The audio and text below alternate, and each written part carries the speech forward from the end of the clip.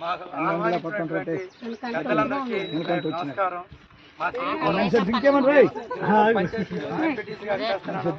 MPTC కారణం గొంతు శంకర్ గారు మొదటిసారి మా భార్యకి కల్పించారు.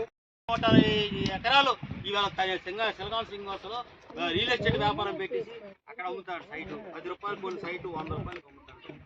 ఇంకెవరు ఉన్నాడు, అతను కొడుకున్నాడు. ఆ కొడుకు కోసమే కదా ఈ తాపత్రం అంతా.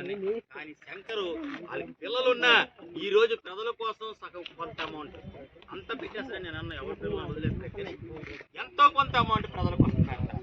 అలాంటి వ్యక్తి ఈరోజు మనం దారి మన చేతిలో ఉన్న వ్యక్తి, మన కుటుంబంలో ఉన్న వ్యక్తి, మన రైతు పుట్ట, మన శ్రీకాకుళంలో పుట్టిన వ్యక్తి, ఈ నియోజకవర్గంలో పుట్టిన వ్యక్తి, అంతగా కాకుండా మీ పంచాయతీలో పుట్టిన వ్యక్తి, మీ పక్కన ఉన్న అలాంటి వ్యక్తి మనం దారవించుకుంటే మళ్ళీ అవకాశం రాదమ్మా.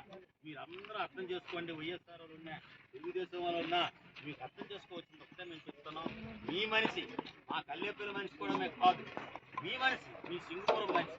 ఎంపీటీసీగా 2 సార్లు చేశారు. అలమ్మ ఎంపీటీసీ చేసింది, అలమ్మ సర్పంచ్ చేశాడు, తిరుపతిగా సర్పంచ్ చేశాడు, ఎంపీగా చేశాడు. ఇలాగా 24 గంటలు రాజకీయంలో ఉంటే వాళ్ళ కుటుంబం అంతా మీకు మీ ప్రజలకి మీకోసం సేవ చేసిన వాళ్ళే.